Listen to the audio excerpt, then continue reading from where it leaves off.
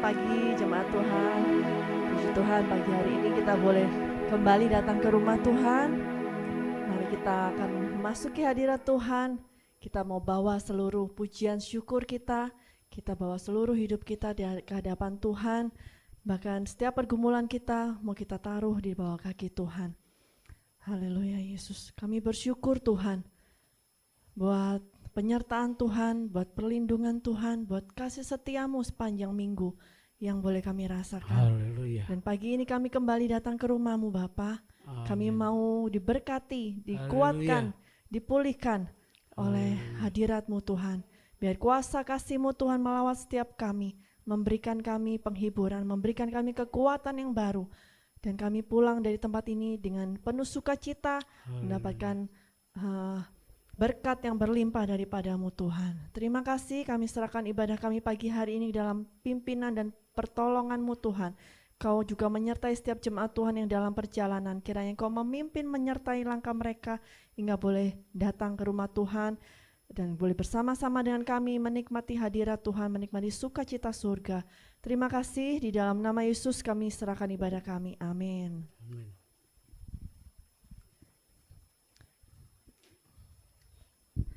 Mari bersama kita akan naikkan satu pujian. Kita boleh naikkan dengan penuh ucapan syukur, dengan penuh puji-pujian dan penyembahan kepada Tuhan. Sebab Dialah Allah yang layak kami kita tinggikan, layak kita sembah. Yesus kami puja.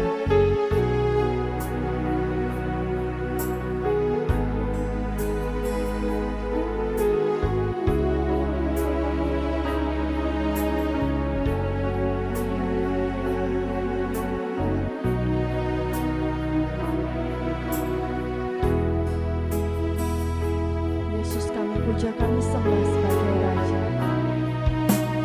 Yesus kami puja,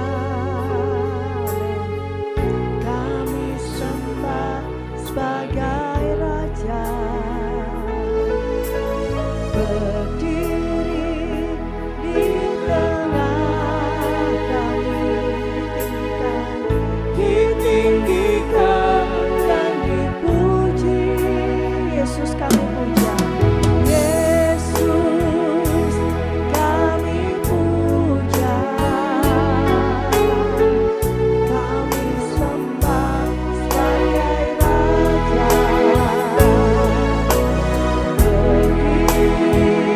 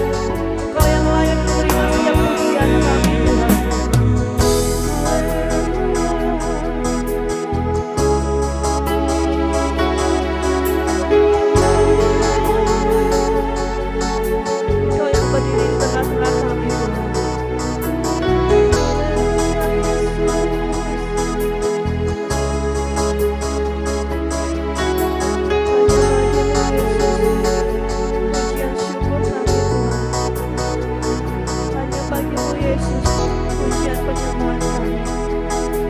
Glory, glory bagimu Yesus.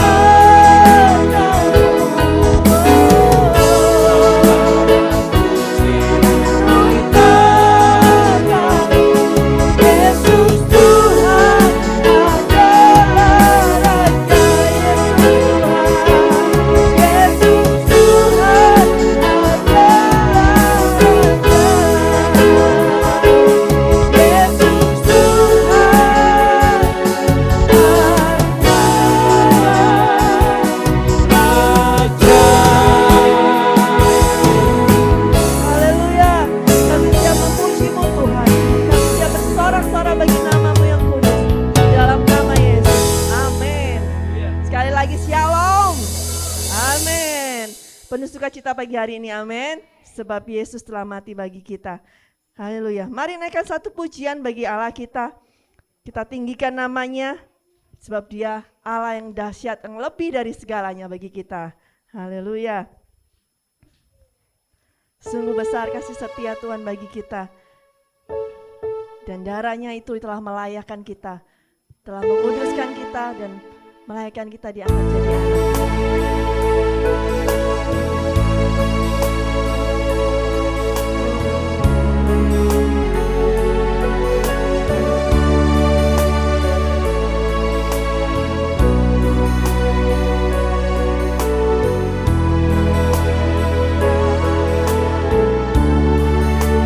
Sungguh besar setiamu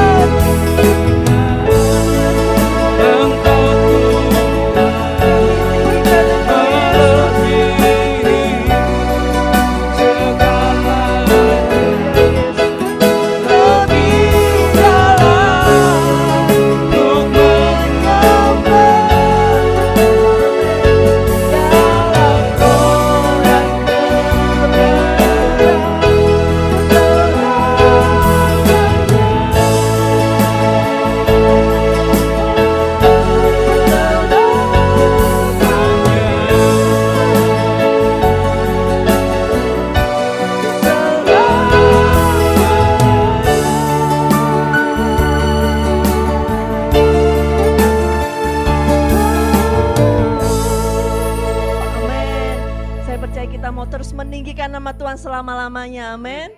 Haleluya, sebab Dia segala-galanya bagi kita. Biar setiap pujian kita boleh sampai ke hadirat Tuhan, boleh menyukakan hati Tuhan, dan kita boleh bersuka cita dengan seluruh surga. Kita boleh senada dengan surga, sebab puji-pujian kita sampai di hadirat Tuhan. Haleluya.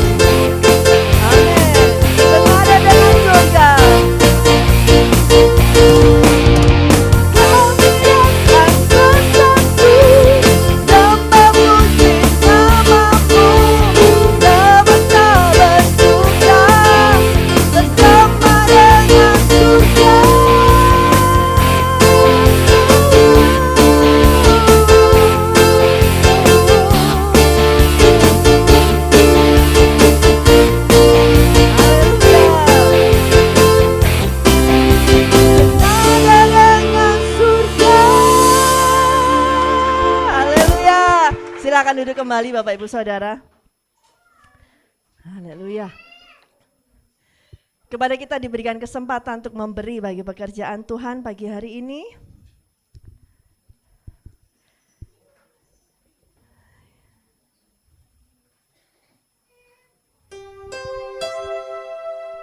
Kami marikan memberi dengan hati yang penuh ucapan syukur dan hati yang penuh sukacita.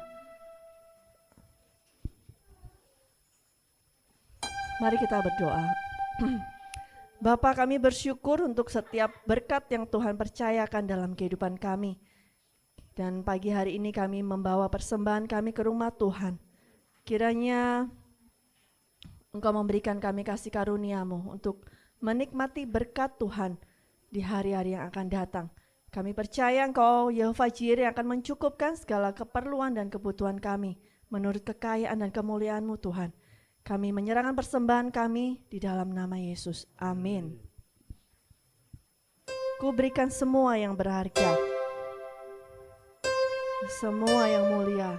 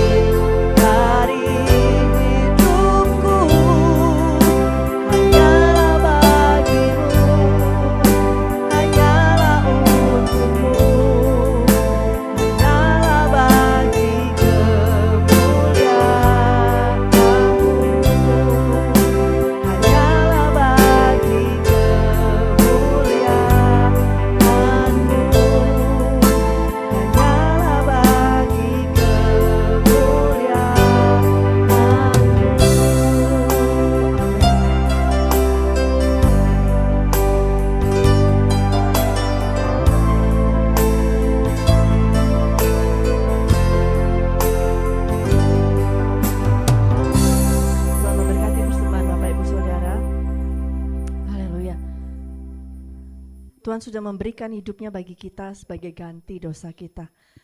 Dan lebih dari yang kita pikirkan, pengampunan yang Tuhan berikan.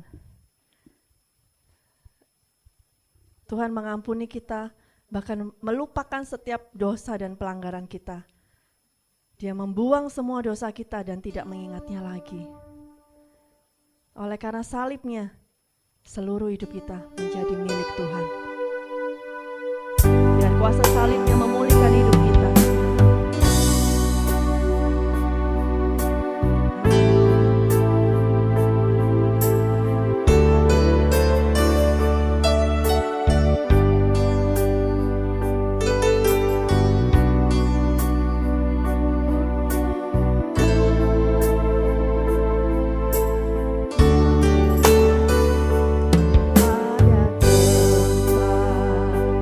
Yang mulia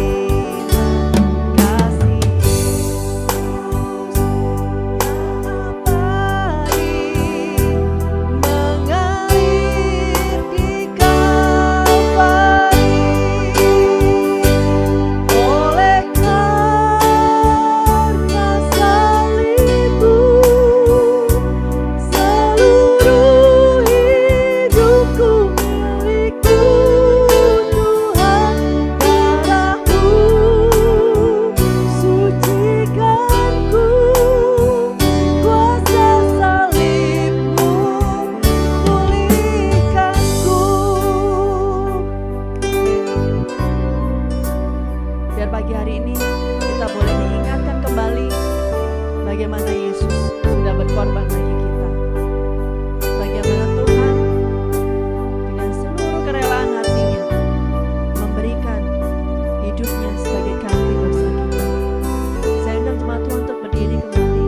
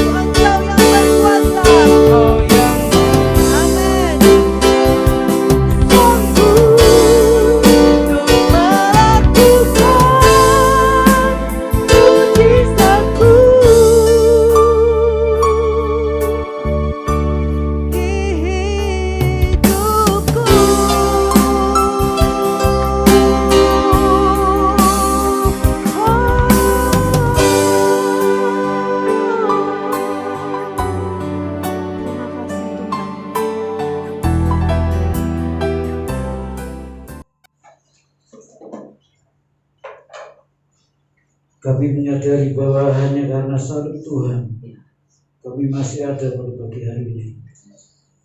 Karena salib Tuhan, maka kami masih punya pengharapan dalam hidup ini. Oleh sebab itu biar salib Tuhan semakin nyata dalam hidup kami, sehingga kami boleh melihat dengan jelas karya-Mu dalam hidup kami. Pagi hari ini kami mengambil waktu yang terbaik mendengar firman Tuhan. Biar Tuhan buka hati kami, Tuhan buka telinga kami, supaya firman yang kami dengar boleh kami dengar dengan jelas dan kami imani dalam hidup kami. Terpujilah nama-Mu Tuhan, dalam nama Tuhan Yesus Kristus kami berdoa dan mengucap syukur. Amin. Silakan duduk Bapak Ibu. Shalom. Puji Tuhan, kita bisa kumpul lagi dan kita sudah masuk ke bulan April, di mana kita persiapan untuk merayakan Jumat Agung bahkan sekaligus Paskah. Selamat datang Pak Mason, sudah lama nggak hadir ya, dari Cilebut. Juga putrinya Bu Ernawati ya, selamat datang ya, Tuhan berkati pagi hari ini. Baik, Bapak Ibu yang saya kasihi, pagi hari ini saya akan membawakan tema hidup tak tergoncangkan. Ya, hidup yang tidak tergoncangkan. Tuhan itu sering membuat kejutan dalam hidup kita. Supaya apa? Supaya kita bangun ya, dari tidur kita. Kadang kejutan itu kecil, tapi kadang kejutan itu besar. Tinggal kita siap menerima kejutan Tuhan atau tidak. Ya. Kemarin kita dikejutkan dengan corona kan, 2 tahun lebih. Tapi kali ini Tuhan bicara satu lagi. Saudara. Dalam Ibrani pasal 12 ayat 26. Ibrani 12 ayat 26. Ini peringatan dan janji Tuhan, tapi janji yang kelihatannya nggak enak buat kita semuanya. Kita dengar nggak enak juga. Saudara. Ibrani pasal 12 ayat 26. Waktu itu suaranya menggoncangkan bumi. Tetapi sekarang ia memberikan janji. 1 kali lagi aku akan menggoncangkan bukan hanya bumi, melainkan langit juga. Nah, janji tapi nggak enak. Ya, dikatakan sekali lagi, saya baca pelan-pelan. Waktu itu suaranya menggoncangkan bumi. Tetapi sekarang ia memberikan janji 1 kali lagi. Aku akan menggoncangkan bukan hanya bumi, melainkan langit juga. Ya. Jadi Tuhan bilang sekali lagi, aku akan menggoncangkan bukan hanya bumi, tetapi langit juga. Apa maunya Tuhan ini? Saya sedikit merenung, saudara. Hidup itu seperti naik sepeda. Kalau saudara mau seimbang, saudara harus mengayuh sepeda itu supaya berjalan. Sebab kalau saudara diam, pasti jatuh. Ya. Kalau hidup kita mau seimbang, kita harus mengayuh sepeda itu. Sebab kalau saudara diam, kaki nggak boleh nginjek tanah loh ya. Saudara pasti jatuh. Demikian juga hidup. Kalau saudara diam,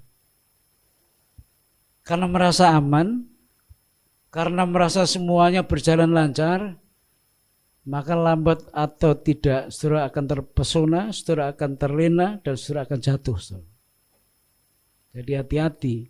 Bagi saudara yang dalam posisi aman, bagi saudara yang dalam posisi nyaman, hati-hati. Kalau saudara nggak bergerak terus, tinggal nunggu pelan akan jatuh. Kita nggak pernah nyangka, saudara,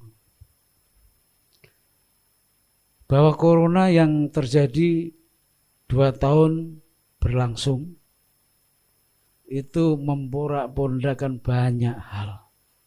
Bukan saja pekerjaan, bukan saja kesehatan, rumah tangga juga kena, ya, hampir semuanya kena imbas dari corona itu.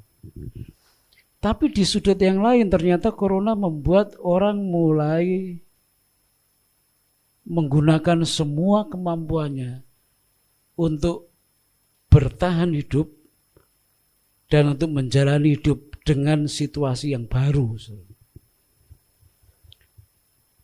Seumur-umur saya nggak pernah kemana-mana pakai masker. Naik kereta pakai masker, naik pesawat pakai masker. Tapi baru kali itu saya harus pakai masker dan double. Ya toh? Seumur-umur kalau masuk gereja nggak pernah cuci tangan kan? Waktu petugas Satgas Covid ngecek gereja ini ketika saya minta supaya gereja ini dibuka kembali sekitar bulan Juni tahun 2021, dicek gimana nata kursinya, bagaimana jaraknya, keluarnya dari mana, masuknya dari mana, dicek betul-betul. Berapa masker yang disediakan di gereja. Jadi kalau masker disediakan di gereja itu supaya jemaat yang datang, yang mungkin dari rumah sudah bawa masker kemudian lepas, kotor, itu bisa diganti di gereja. Ya, jadi jangan dimasukkan di tas. Habis. Itu untuk persiapan, saudaraku. Saya waktu ditanya berapa Pak persiapan setiap minggu masker yang disiapkan gereja, ya sekitar 20-25 lah. Saya bilang seperti itu, dicek. Dan betul, saudaraku, ketika pertama kali kita buka lagi setelah sekian lama ditutup, datang, saudaraku. Di belakang dipotret-potret, ya. Berapa jemaat yang hadir, kan kursinya nggak seperti ini, masih dua-dua tuh. Kemudian masuknya lewat mana, keluarnya lewat mana. Kemudian pakai masker atau enggak. Waduh, jadi kebaktian kalau dipotretin dari belakang dan kita enggak kenal orangnya itu enggak enak betul. Enggak enak betul. Tapi itulah, saudaraku, yang harus kita jalani. Dan itu belum pernah kita jalani, saudaraku. Belum pernah. Belum lagi mengenai betul-betul dilarang enggak bisa beribadah. Anak kecil enggak boleh hadir, orang-orang tua enggak boleh hadir. Dan jemaat juga dilarang, ya.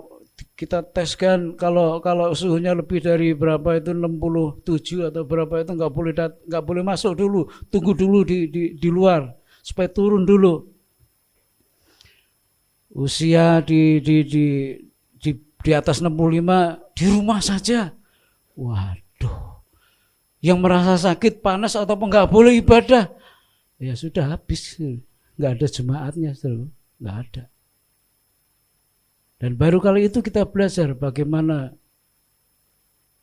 peralatan-peralatan yang kita anggap hanya sebagai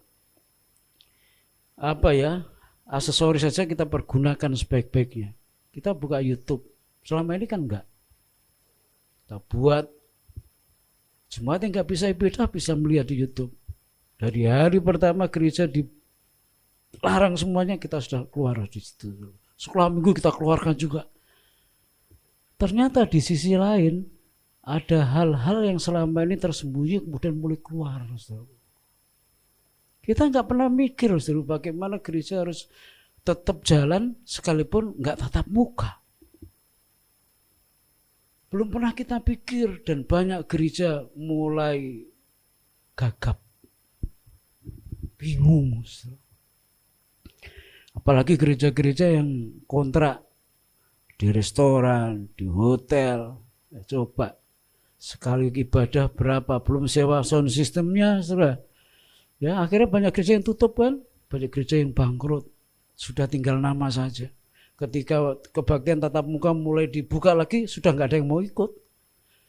Terlalu senang di rumah tuh, terlalu senang di rumah, ibadah sambil makan, ibadah sambil minum, udah sulit lagi membuat jemaat bisa antusias. Tapi gereja ini nggak pernah berhenti loh, nggak pernah tutup. Ini gereja kecil, ya, dihantam corona. Gereja gede banyak yang teriak tuh. Kalau gereja gede dari 1.000 orang yang datang tinggal 200 udah teriak-teriak. Udah teriak, gimana persembahannya, gimana perpuluhannya. Tapi kalau gereja kecil 40 orang yang datang 20 masih nggak teriak, masih nggak kerasa, saudaraku, masih nggak kerasa betul-betul. Dari gereja ini nggak merasakan ngerinya corona, saudara, nggak ngerasakan. Semua berjalan, semua jalan, saudara, sampai detik hari ini. Dan ketika semuanya sudah mulai pulih, coba lihat, yang dulunya pakai masker, sekarang udah mulai nggak pakai masker, bukan? Yang dulunya cuci tangan, sekarang nggak cuci tangan. Yang dulunya di tas itu bukan saja lipstick, tapi hand sanitizer, sekarang udah nggak ada lagi. Apa perlu lagi digoncang sama Tuhan? Supaya gereja melek, supaya gereja sadar, supaya jemaat, loh iya. Ternyata kejutan-kejutan itu memang menyakitkan, tapi di sisi yang lain itu ada baiknya. Nah, saudara, goncangan itu perlu agar orang tidak tidur terlalu lama. Termasuk gereja, termasuk saudara dan saya. Ketika semuanya aman, wah kita ini pertahanannya kendor betul. Saudara. Betul, ketika semuanya aman, doa juga rasa-rasanya kok naik juga asal naik saja. Tapi coba kalau digoncang Tuhan kayak kemarin, corona, nggak pandang bulu, saudara susah atau tidak, saudara orang pintar atau bodoh, saudara orang kaya atau orang miskin, nggak peduli. Maka semuanya mencari Tuhan. Gereja-gereja kumpul bareng, yo doa bareng, gampang, saudaraku. Ngumpulin pendeta-pendeta tuh gampang kalau pas ada kejutan seperti itu. Yang nggak pernah muncul, saudaraku. Yang nggak pernah nongol. Habis itu nggak kelihatan lagi. Seperti itu. Nah Tuhan sekarang janji, bukan saja bumi yang kugoyang, tapi langit pun kugoyang sekali lagi. Nah, kita nggak ngerti goncangannya bagaimana ini ke depan. Ya. Oleh sebab itu perlu sekali memang orang Kristen, gereja Tuhan digoncang sekali lagi, tapi nggak tahu goncangannya kayak apa. Tapi goncangan itu ada manfaatnya. Yang pertama, menguji dasar hidup manusia. 1 Korintus 3 ayat 10 dan 11. Tolong ditampilkan. 1 Korintus 3 ayat 10 dan 11. Kalau ada goncangan yang Tuhan izinkan, maka itu akan menguji dasar hidup kita ini apa sebetulnya. 1 Korintus 3 ayat 10 dan 11. Ya, sesuai dengan kasih karunia Allah yang dianugerahkan kepadaku, aku sebagai seorang ahli bangunan yang cakap telah meletakkan dasar dan orang lain membangun terus di atasnya. Tetapi tiap-tiap orang harus memperhatikan bagaimana ia harus membangun di atasnya. Karena tidak ada seorang pun yang dapat meletakkan dasar lain daripada dasar yang telah diletakkan, yaitu Yesus Kristus. Goncangan itu akan melihat kokoh atau tidak dasar bangunan hidup kita. Kalau dasar hidup bangunan kita tidak berdasarkan Yesus Kristus, maka bangunan itu akan rentan untuk roboh. Kalau hidup kita dibangun didasarkan dengan materi, bagaimana kalau materi itu enggak kita dapat? Yo, masalah besar. Kalau bangunan hidup kita itu didasari, dilandasi, pokok awalnya adalah jabatan, bagaimana kalau kita nggak punya jabatan tinggi? Roboh. Tapi kalau bangunan hidup kita dasar awalnya adalah Yesus Kristus, kemudian bangunan itu diteruskan, terus membangun, maka badai apapun yang melanda bangunan itu tetap kokoh berdiri.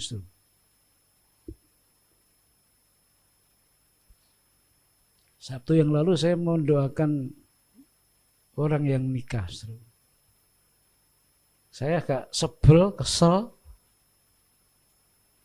karena sampai 3 hari sebelum hari H, saya belum memberi janji nikah. Alasannya macam-macam. Akhirnya saya ultimatum, kalau hari ini kamu nggak datang, batal. Udah. Pernikahan Anda mau dibangun dengan dasar apa?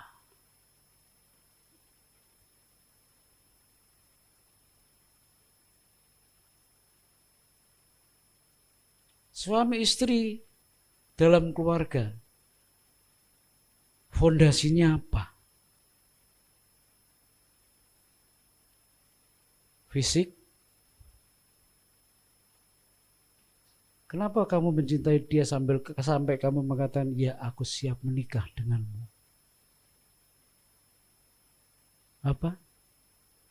Saya tanya loh ya, jawab loh ya. Udah lama gak ketemu kita ya. Pak Mason, kenapa menikah sama Bu Ana? Dasarnya apa? Cinta. Betul ya? Cinta atau kasih itu berkorban, kasih itu memberi, kasih itu lemah lembut, kasih itu murah hati. Kasih itu tidak sombong, kasih itu tidak simpan dendam. Betul ya? Betul loh ya? Baik. Jadi jaga kasih itu. Kalau dijaga betul-betul, kuat, kokoh bangunan rumah tangga. Kasih Yesus, bukan kasih manusia. Kasih manusia itu berubah. Kamu baik, saya baik. Kamu nggak baik, saya bisa nggak baik. Kamu selingkuh, memangnya gue nggak bisa selingkuh. Kasih manusia kan gitu. Tapi kalau kasih Kristus, kasih itu murah hati, kasih itu lemah lembut, kasih itu tidak simpan salah orang lain. Sesakit apa hatimu, engkau tetap bisa mengasihi pasanganmu. Kasih itu memberi. Ya. Kasih itu berkorban. Dasar rumah tangga kasih. Kasih Kristus. Kalau dasar rumah tangga Anda adalah harta, harta itu bisa habis. Apalagi kalau harta itu didapat dari cara yang tidak baik. Digoncang gitu aja. Sekali goncang habis. Ya toh? Kalau dasar rumah tangga saudara adalah fisik, cak jamin. Nggak lama juga nyesal. Betul. Dulu saya gendut loh saudara. Tapi gendutnya bagus. Ya, maju di perut. Pokoknya bagus. Dulu. Ya, istri saya kalau ditanya, ini guru loh, saudara. Kamu kok seneng sama saya? Kulit saya hitam. Saya orang nggak punya. Dia bilang saya seneng suaranya, katanya. Saya suka nyanyi, saya suka main musik. Tapi hati-hati loh, suara saya bisa berubah. 20 tahun lagi suara saya nggak semerdu ketika kamu pertama kali ketemu saya. Betul? Betul. Kalau dasar kita berkeluarga, berumah tangga karena suaranya baik, tinggal nunggu waktu nyesel gitu aja. Jadi dasar bangunan itu harus betul, saudaraku. Kristus dasarnya, pokoknya. Jika dasarnya Kristus, bangunan-bangunan selanjutnya, seterusnya tetap kokoh. Tapi kalau dasarnya nggak benar, roboh. Ini gereja dibangun dengan tukang-tukang yang hebat. Betul, saya akui. Bukan orang sini loh. 8 orang yang bangun rumah Tuhan yang kecil, 8 orang. Saya lihat mereka bekerja luar biasa. Saya belum ketemu tukang model seperti itu. Tukang kayunya kalau ngukur tepat. Buat tangga seperti itu, saudaraku, nggak semua orang bisa. Dia nanya, mau minta berapa trap, Pak? Loh, ya terserah lah. Karena orang bilang kalau trap itu harus ganjil, harus genap. Oh, saya nggak ngerti seperti itu. Pokoknya enak lah di langkah 1, langkah 2 enak lah. Jadi terserah Bapak, lihat hitung berapa. Tangganya nggak terlalu tinggi. Wah, ada tangga jeglok seperti itu tuh. Dari trap 1 ke trap 2, wah jauh benar sampai hampir jungkir saya. Tapi enak, saudara. Ngitungnya enak. Bangunan dasarnya dalam. Batunya bagus. Besinya bagus. Saudara mau pukul pakai paku nggak mempan. Kalau dasarnya bagus, atasnya bagus, maka saya naikin terus. Mau saya lantai 3 juga kuat, saudara. Betul. Tapi 2 saja cukup. Sebab kalau 3 nanti banyak yang iri, saudara. Betul. Masuk gereja masuk gang lantai 3. Ya, nggak usah 2 saja. Nah, saudaraku, jadi goncangan itu perlu, karena dengan goncangan itu mau dilihat dasar bangunannya benar atau tidak. Dengan goncangan corona kemarin yang dasar bangunan imannya nggak benar pasti roboh. Saya lihat di grup ini, saudara. Beberapa waktu yang lalu, sekarang ada yang sudah keluar, sudah pakai kerudung. Saudara nggak perhatiin toh? Ya perhatikan satu-satu tuh. Kok seperti ini? Sudah pakai kerudung. Kalau bangunan dasarnya nggak benar, roboh. Berapa banyak suami istri yang cerai gara-gara digoncang? Banyak, saudara. Tapi kalau dasar bangunannya benar, sekalipun digoncang, tetap kokoh berdiri. Dasarnya adalah Yesus Kristus. Sesulit apapun kita, Yesus itu sudah terlalu cukup bagiku. Gak bisa tergantikan oleh apapun juga. Prinsip saya, Yesus nomor 1. Pelayanan nomor 1. Keluarga nomor 1. Jadi nggak ada yang saya nomor 2 kan. Dan Tuhan nggak egois, saudaraku. Dia nggak minta nomor 1 kan Tuhan, telantarkan keluarga. Enggak. Kalau saudara menomor 1-kan keluarga, saudara memuliakan Tuhan. Saudara tidak akan menomor 2-kan Tuhan.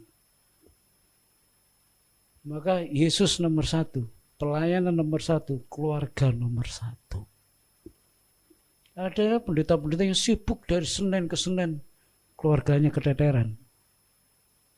Saya kalau pergi kemana-mana lebih dari 1 hari, saya harus pastikan di rumah aman. Beras ada, ikan ada, ya, pegangan uang sedikit pasti ada. Saya tidak akan menyenangkan diri saya sendiri dengan alasan saya melayani kemana-mana. Sementara keluarga saya telantarkan. Itu salah. Saudara. Kalau saudara melayani Tuhan, keluarga harus beres. Amin. Harus beres. Jangan melayani Tuhan kemana-mana tapi keluarga enggak diurus. Itu salah. Tuhan nomor 1, pelayanan nomor 1, keluarga nomor 1. Jadi tidak ada yang di nomor 2 kan. Nah, saudaraku, bagaimana tentang dasar iman kita? Apakah Kristus Yesus sebagai batu penjuru atau yang lainnya? Kalau yang lainnya, goncangan itu akan membuat saudara roboh. Yang kedua, bentar saudara.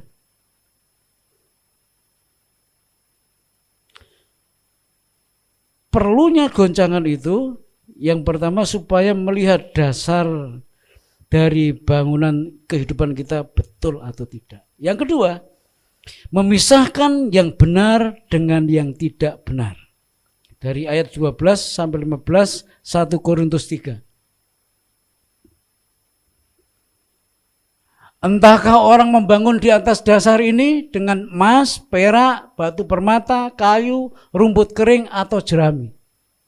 Terus, sekali kelak pekerjaan masing-masing orang akan nampak, karena hari Tuhan akan menyatakannya, sebab ia akan nampak dengan api, dan bagaimana pekerjaan masing-masing orang akan diuji oleh api itu sendiri. Terus, jika pekerjaan yang dibangun seseorang tahan uji, ia akan mendapat upah.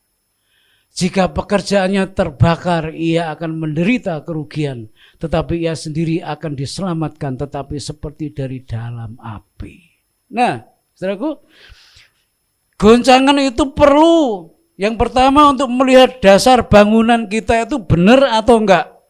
Yang kedua, memisahkan yang benar dengan yang tidak benar. Sekarang masih enggak kelihatan yang benar mana, yang tidak benar mana. Sama-sama Alkitabnya sama. Nyebut Yesusnya, Yesus yang sama. Ngomong haleluyanya sama-sama kenceng. Masih enggak kelihatan. Tapi ketika goncangan itu terjadi, baru terlihat siapa kita sebenarnya. Apakah selama ini apa yang kita kerjakan, kita lakukan seperti emas, seperti perak, seperti jerami, seperti rumput? Karena semuanya akan diuji. Kalau jerami akan terbakar, habis. Kalau emas akan terlihat semakin cemerlang. Akan terlihat kualitasnya. Sehingga ketika goncangan itu terjadi, kita bisa melihat apakah diri kita kokoh atau tidak, atau kita limbung dan jatuh. Termasuk gereja Tuhan. Dengan adanya corona, maka semua inovasi muncul. Saya ingat waktu saya masih kecil, saya tinggal di sebuah kota yang kecil, dan saya selalu ingat ada toko-toko yang buka siang hari tanpa lampu. Ya, di Bogor juga ada toko buka nggak pakai lampu, jadi gelap tapi buka. Lah, waktu saya kecil saya melihat ada banyak toko seperti itu. Di Jawa itu jarang ada toko terang benderang, itu jarang. Jadi ya buka, nggak ada lampunya. Sekalipun lampu listriknya ada tapi nggak dinyalakan, kemudian ngatur barangnya juga acak-acakan. Ada yang nunggu, yang punya yang nunggu, saudara. Ya apa adanya sambil nyusur. Gitu. Tahu nyusur? Nginang. Dah, dari hari ke hari seperti itu. Dan sekarang kalau saya ke sono, toko-toko seperti itu sudah nggak ada. Muncul toko-toko kecil yang lampunya terang benderang, yang barang-barangnya ditata dengan rapi, pelayannya rapi dan menarik, ramah.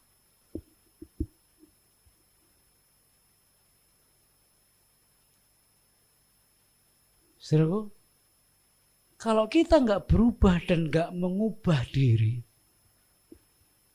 karena kita anggap semua berjalan, toko ya buka, gereja ya berjalan, maka lambat laun akan tergusur.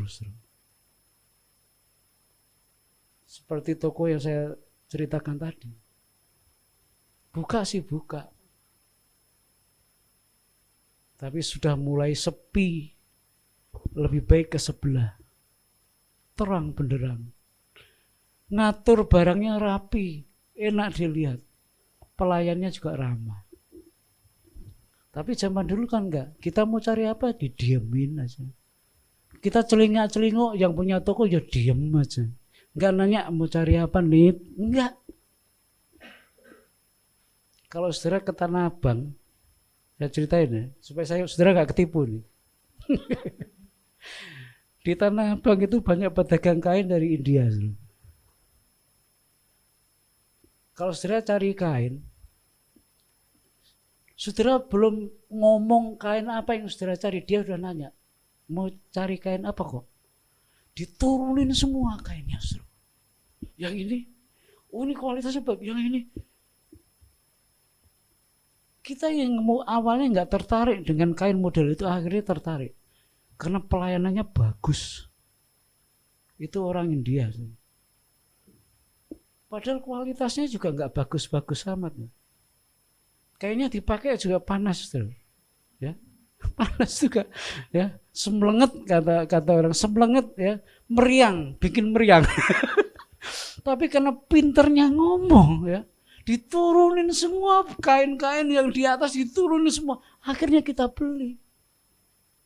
Beda sama orang kita kan. Kita baru masuk aja udah matanya udah pendelang. Nggak dipercaya atau apa ini. Ya kita ini bawa duit loh, mau belanja loh, kok nggak dipercaya. Waduh. Harus berubah. Kita ini harus lebih baik dari satpam BCA. Betul. Kalau nggak lebih baik dari satpam BCA, kita nggak masuk surga. Sudah tahu satpam BCA? Bagaimana cara melayani kita? Selamat pagi Pak, bisa saya bantu? Ketika kita sudah selesai transaksi, hati-hati Pak di jalan Pak. Sampai seperti itu. Bila kita sama saudara seiman kita saja, jangan-jangan mah gak nyapa. Ya, satu dengan yang lain jelek-jelekin loh. Ya toh? Loh kalau orang Kristen modelnya seperti ini, gimana kalau digoncang? Saling menyelamatkan diri sendiri. Betul. Buru-buru mikir orang lain. Oh masih sama-sama satu keluarga Tuhan aja nyapa juga enggak. Bagaimana ketika mendapatkan kesusahan? Menyelamatkan diri sendiri. Itu yang menjadi kelemahan orang Kristen. Kita kalah ramahnya dengan satpam BCA, betul.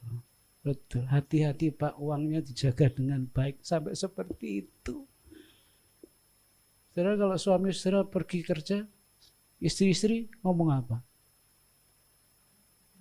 Pulang bawa oleh-oleh ya, kan gitu.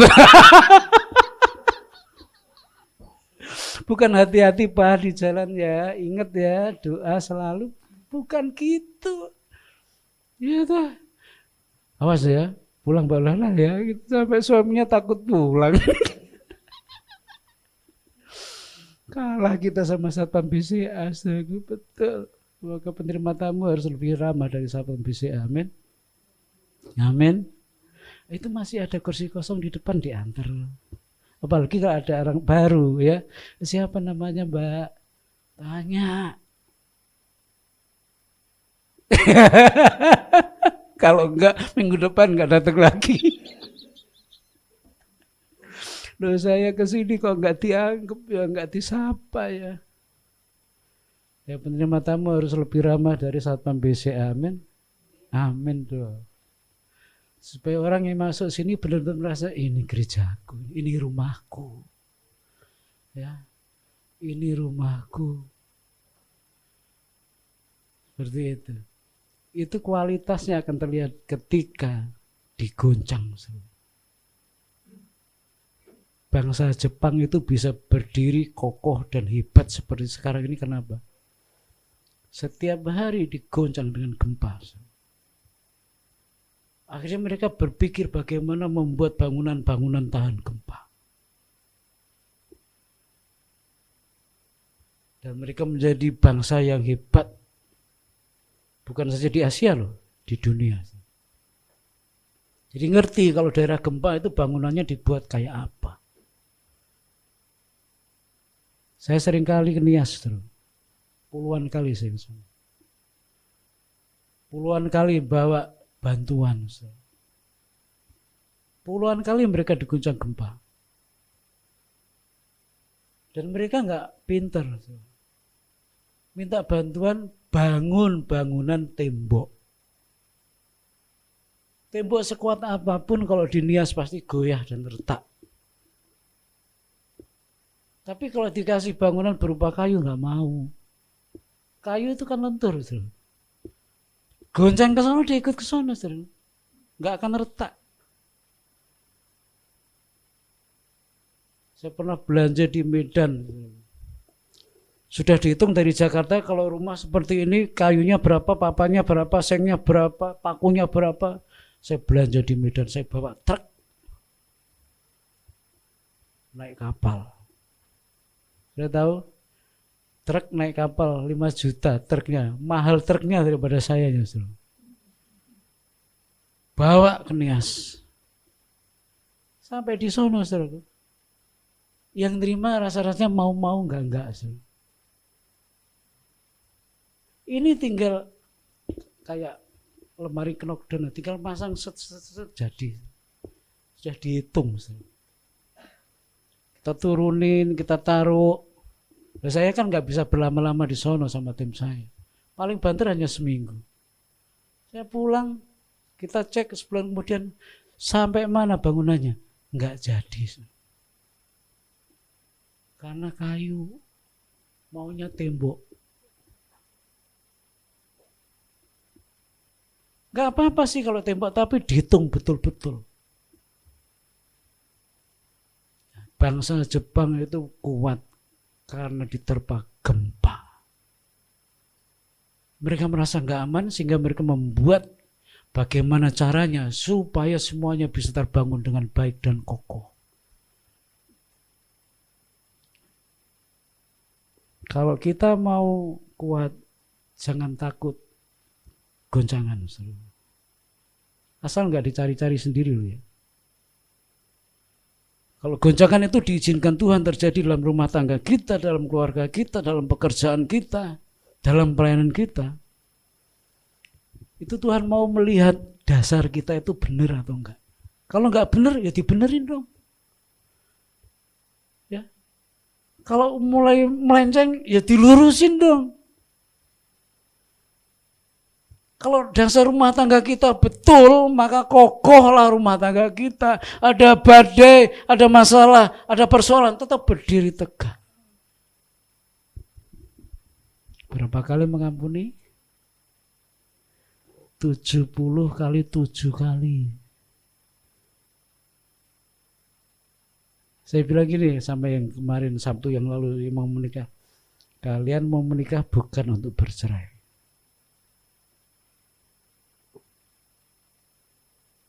Ya, dari awal saya udah ngomong, kalian menikah bukan untuk bercerai.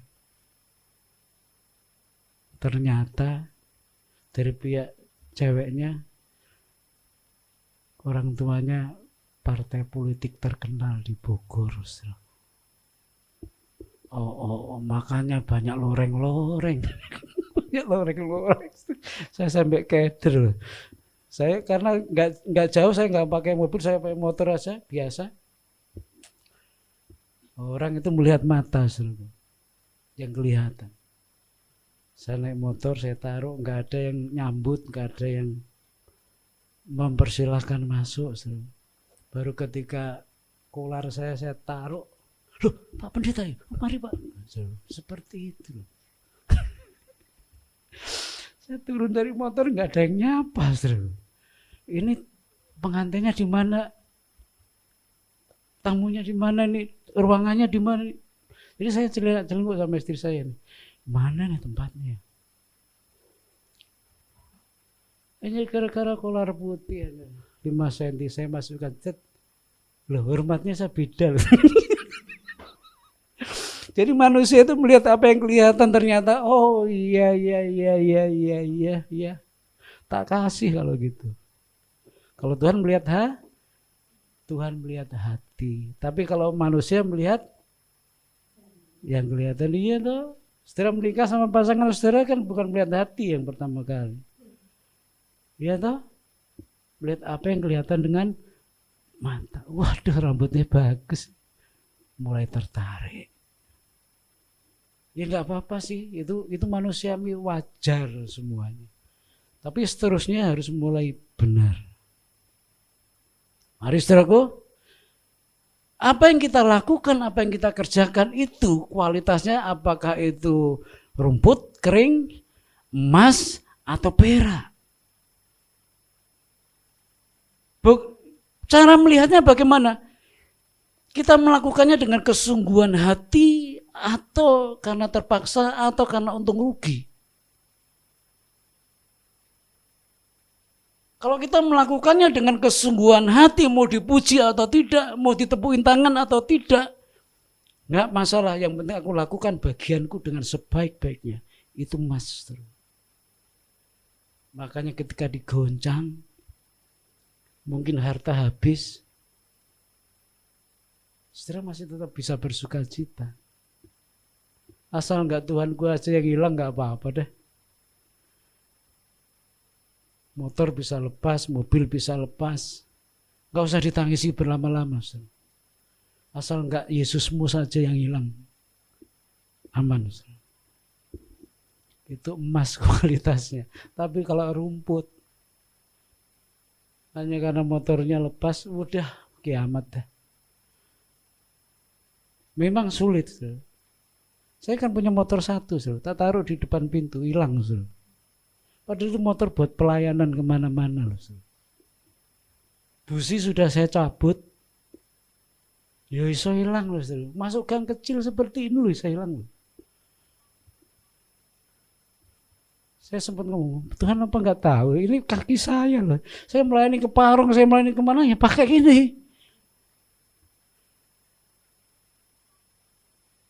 Tapi nggak usah berlama-lama. Ya sudah. Mungkin dia lebih perlu. Saya coba telusuri di Taman Topis. Saya tahu itu tempat-tempat bongkaran-bongkaran motor kan saya tahu di situ. Oh, ini ada orang daerah sini. Loh? Loh? Aduh, tega-teganya loh ya. Tetangga sendiri, Dek. Seperti itu. Tapi mungkin dia lebih perlu daripada saya. Ya sudah. Emas. Kalau rumput bisa ribut. Ya tak? Bisa ribut. Bisa saling gugat, saling lapor. Lah enggak usah lah, hanya motor aja kok. Tapi saudara jangan kayak saya loh ya. Jangan. Ini beda-beda iman ini saudara. Beda iman. Ya. Kalau saudara punya hak untuk mempertahankan, pertahankan itu. Ya, tapi bagi saya lain lagi, ya sudah, mungkin dia lebih perlu dan saya memang tahu dia perlu, saudaraku. Tapi ya jangan gitu caranya dong, ya. Masa motor diangkat hilang. Akhirnya saya naik apa kalau ke Parung? Saya naik ojek, saudaraku, naik Parung pelayanan di sono sama istri saya coba. Akhirnya Tuhan ganti. Lah untuk menunggu Tuhan ganti ini kan lama waktunya. Ya bisa setahun, bisa 2 tahun. Lama waktunya. Tapi percayalah, ketika kita melakukan sesuatu dengan tulus, dengan sungguh-sungguh, mau dipuji atau tidak, bahkan oleh orang-orang yang kamu kasihi, mau dipuji atau tidak, lakukan yang terbaik, itu kualitasnya emas. Lah Tuhan mau melihat seperti itu. Ketika digoncang, terlihat kualitas kita apa.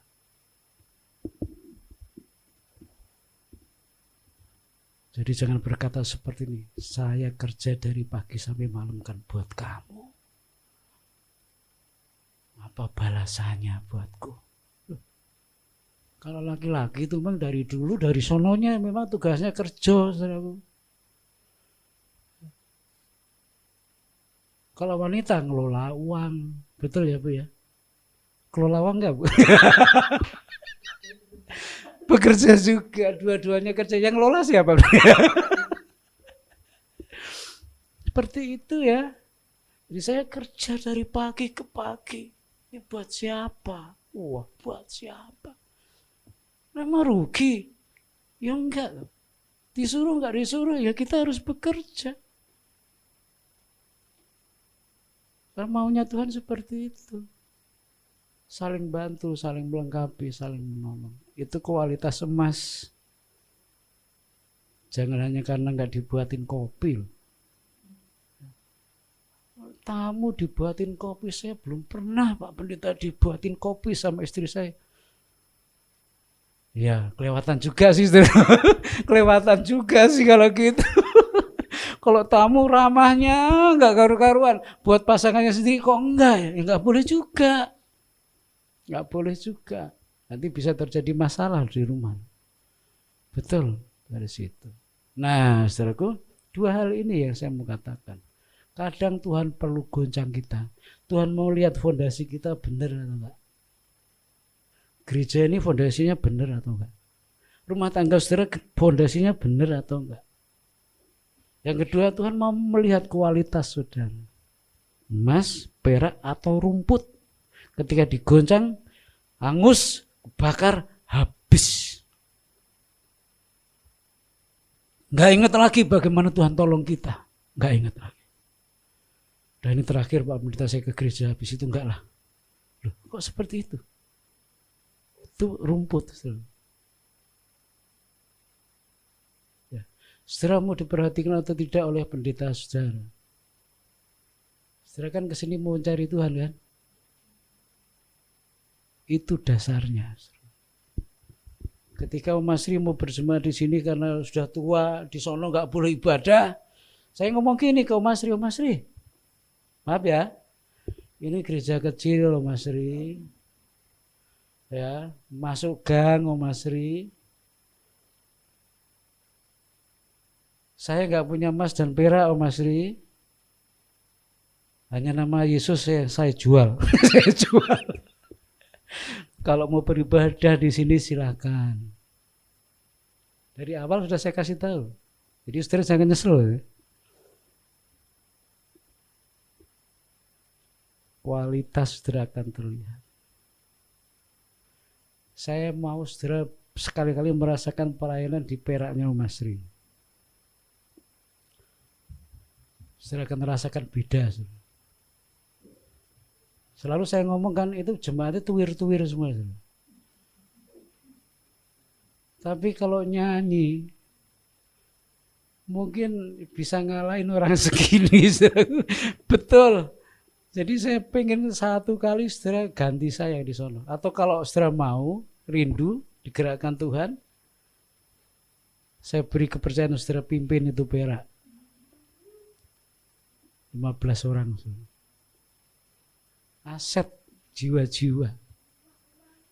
Satu orang bertobat aja seluruh malaikat di surga bersorak-sorak. Apalagi 15 orang. Jaga itu sampai Tuhan datang yang kedua kali. Nah saya di perak juga sama. Saya tidak punya emas, saya tidak punya perak. Hanya nama Yesus yang saya beritakan. Jadi supaya enggak ada buntutnya. Bebas loh. Supaya kualitas kita sama-sama emas. Kalau untuk memenuhi gereja ini gampang, Ustaz. Betul gampang. Saya siapin sembako tiap minggu aja, penuh. Tapi saya nggak mau gereja ini kualitasnya rumput. Ketika sembakonya telat, nggak kelihatan mereka. Ya toh, sembako sini hanya 5 kilo, di sono 10 kilo, lari mereka ke sono. Nggak mau saya. Jadi yang di sini memang benar-benar orang hebat. Amin. Orang hebat betul. Benar-benar orang hebat, hanya cari Tuhan. Dan saya mau buktikan di sini ada Tuhan. Ya. Tuhan akan goncang sekali lagi. Dalam pribadi, dalam keluarga, dalam rumah tangga, dan dunia ini.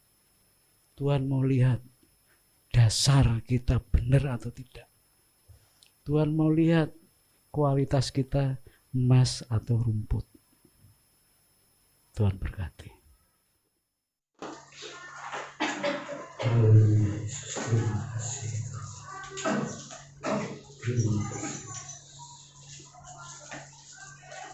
Biarlah kami memandang Tuhan sebagai pemilik jagat raya yang tidak pernah salah dalam merancang kehidupan kami.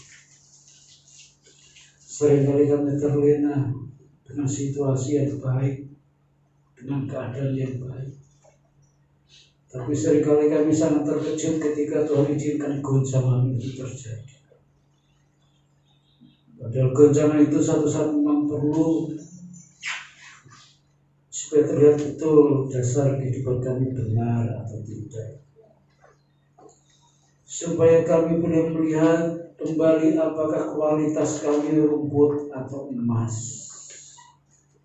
Ketika semakin dibakar, semakin panas, semakin berkilo-kilo, semakin nampak cahayanya, semakin nampak kualitasnya. Biarlah kami boleh siap, andai kata Tuhan goncangkan itu buat kami.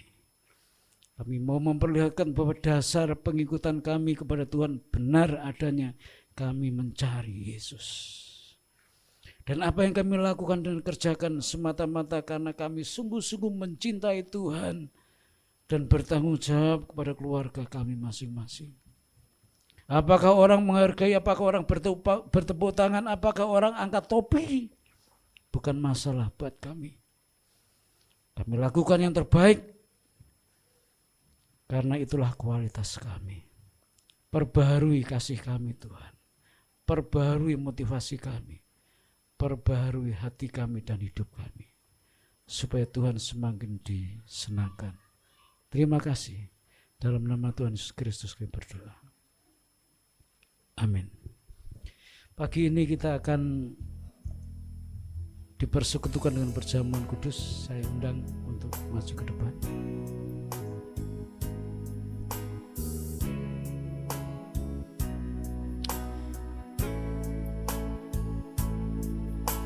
Mungkin sepanjang bulan ini perjalanan hidup kita diliputi dengan perjuangan yang bisa saja menggerus iman kita. Dan pagi hari ini perjamuan kudus akan mengembalikan kekuatan rohani kita. Ada kuasa dalam perjamuan. Kematian Tuhan memberikan kekuatan yang baru dan masa depan yang baru. Pengorbanan Yesus memberi kebebasan buat kita dari setiap tuntutan dosa. Oleh sebab itu biarlah dengan hati yang benar kita merespon perjamuan kudus pagi ini. Berkati roti dan anggur sebagai lambang tubuh dan darah Kristus yang akan Tuhan persekutukan dalam tubuh kami, menjadi kekuatan supranatural yang tidak tergoyahkan dalam hidup kami. Berkati pelayan perjamuan, jadikan berkat buat kami semua. Haleluya.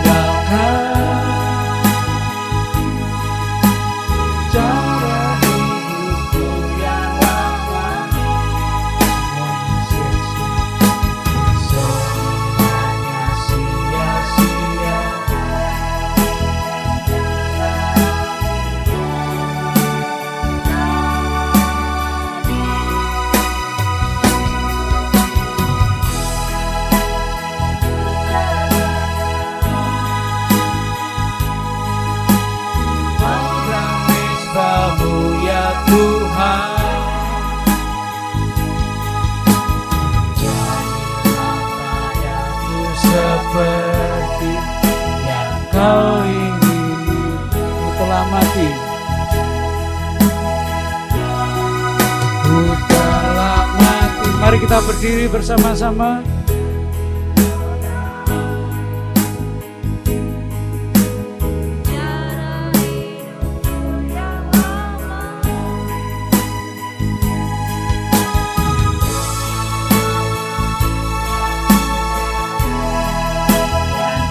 Berarti lagi hidup ini ku letakkan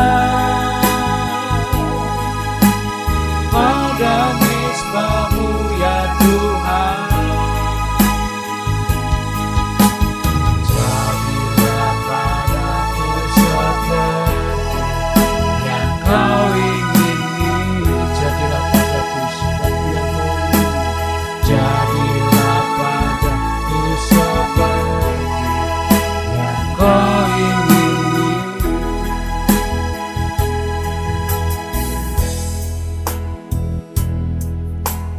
Kita sudah berapa kali kita melakukan perjamuan kudus? Mungkin sudah tidak terhitung. Tapi kali ini bila ada sesuatu yang terjadi, yang lemah dikuatkan, yang sakit disembuhkan, yang putus asa diberi pengharapan yang baru, yang menghadapi jalan buntu dibukakan jalan. Angkat roti di atas kepala kita masing-masing.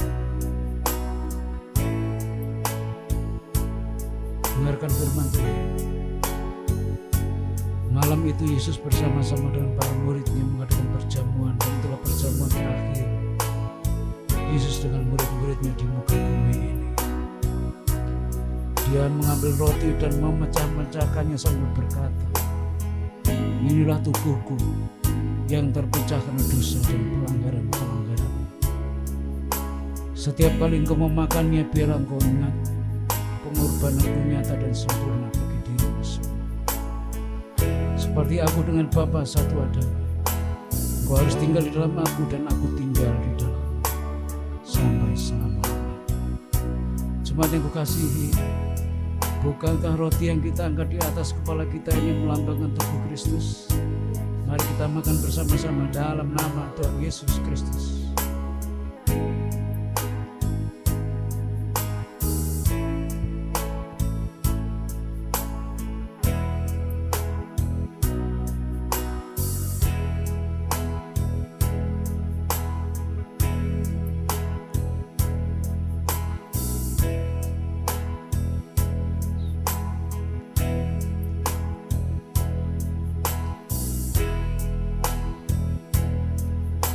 Cawan yang berisi anggur di atas kepala kita masing-masing,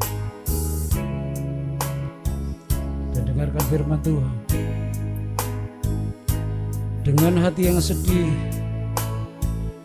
Yesus mengambil cawan dan menuangkan anggur ke dalamnya sambil berkata, inilah darahku, darah yang tertumpah karena dosa dan pelanggaran-pelanggaran. Setiap kali engkau meminumnya, engkau mengabarkan kabar penderitaanku bagi semua orang. Setiap kali engkau meminumnya, biar engkau mengingat pengorbananku nyata dan sempurna bagi dirimu semua. Jemaat yang kukasihi, bukankah anggur yang ada di dalam cawan yang kita angkat di atas kepala kita ini melambangkan darah Kristus? Mari kita minum bersama-sama dalam nama Yesus Kristus.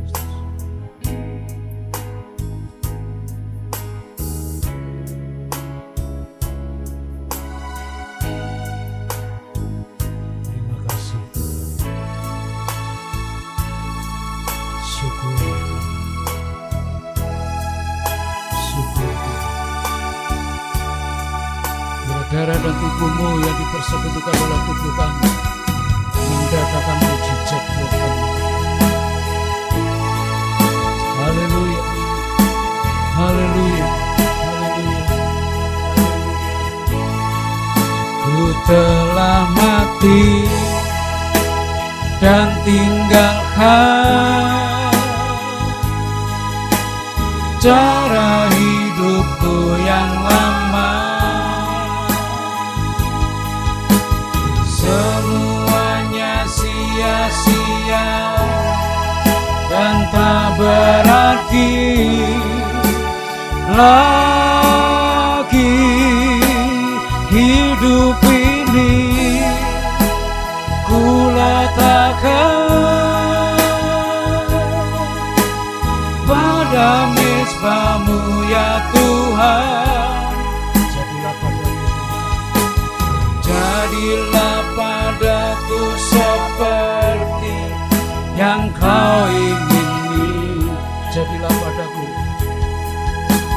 jadilah padaku seperti yang Kau ingini. Silakan Pak Budi berdoa buat firman Tuhan dan berjamaah terus. Bapa yang sangat baik, terima kasih. Kami bersyukur kepadamu Tuhan karena Engkau baik. Tuhan memulihkan kami pada pagi hari ini. Apapun yang kami rasakan Tuhan, manusia tidak tahu, tapi kami percaya Tuhan tahu isi hati kami.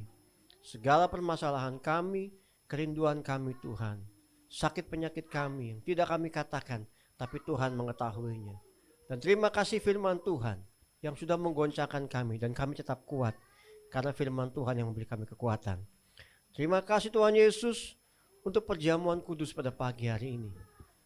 Daging-Mu Tuhan, perlambang daging-Mu, dan anggur perlambang darah-Mu memberi kami sukacita, memberi kami pemulihan kembali. Roh jiwa tubuh kami Tuhan, Tuhan pulihkan, dan Tuhan kekuatan daripada Tuhan seperti firman Tuhan. Tuhan menggoncangkan dunia, tapi kami tetap berdiri teguh karena Tuhanlah sumber kekuatan kami. Terima kasih Bapa Surgawi untuk firman Tuhan yang diberikan Bapak Gembala.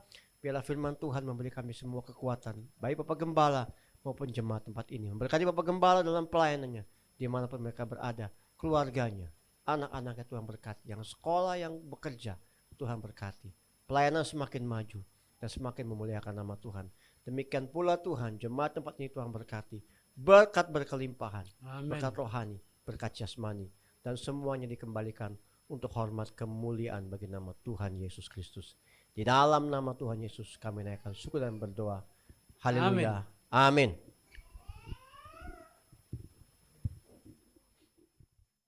Baik, saudaraku, mari kita berdiri bersama-sama. Kita akan ketemu lagi besok minggu dalam perayaan Paskah. Kiranya kuasa kebangkitan Tuhan juga mengalir buat kita semuanya. Sebab Dia hidup, maka ada hari esok buat kita semuanya. Terima kasih, kami bersyukur untuk hari ini. Biarlah firman Tuhan mengingatkan kami kembali. Kami tidak takut untuk goncangan-goncangan yang mungkin akan terjadi di depan. Karena kami tahu dasar kehidupan kami kokoh adanya, yaitu Yesus Kristus sebagai pusat dalam hidup kami dan dasar yang paling dalam kehidupan kami. Dan kami lakukan segala sesuatu dengan tulus, dengan sungguh-sungguh. Karena kami tahu apa yang Tuhan percayakan kepada kami akan pergunakan dan kami akan lipat gandakan semuanya. Karena ketika Tuhan datang kembali, ketika Tuhan bertanya di mana apa yang sudah kupercayakan kepadamu, maka kita semuanya bisa menjawab, ini Tuhan. Semuanya boleh berkembang dan untuk kemuliaan nama Tuhan. Berikan kami semangat untuk menjalani hari-hari kami karena Tuhan bersama-sama dengan kami. Amen. Berkati acara Paskah minggu depan. Tuhan memberkati semua pengisi acara yang Tuhan sudah siapkan buat mereka memuliakan nama Tuhan. Biarlah Tuhan disenangkan dan Tuhan ditinggikan. Kami berdoa buat seluruh jemaat-Mu, kiranya mereka semuanya sehat. Bersama dengan keluarga mereka masing-masing. Amen. Dengan sukacita merayakan kebangkitan Tuhan. Kebangkitan Tuhan adalah kesempatan kami semuanya untuk memperbaiki hidup kami dan meraih masa depan yang lebih baik. Terima kasih Tuhan, berkati kami semuanya sepanjang minggu ini. Tidak ada satupun di antara kami yang terpeleset, apalagi jatuh. Tuhan yang menjaga dan melindungi kami. Terima kasih. Seperti Tuhan bawa kami dengan selamat, kembalikan kami dengan selamat tanpa kurang suatu apa, yang dekat maupun yang jauh, yang jalan kaki, naik kendaraan umum atau naik kendaraan pribadi. Malaikat Tuhan memagari kami dengan aman. Terima kasih Tuhan. Sekarang jemaat yang kukasihi, mari kita pulang bersama-sama dengan membawa berkat dari Tuhan. Kasih karunia dari Allah Bapa, penyertaan dari Tuhan Yesus Kristus, dan persekutuan dengan Roh Kudus akan memimpin kita semuanya, menyertai kita, melindungi kita dari saat ini sampai Tuhan datang yang kedua kali. Amin.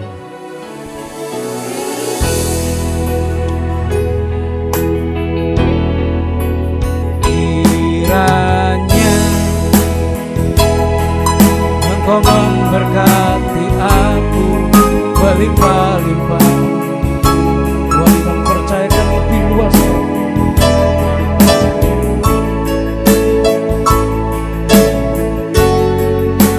daerahku,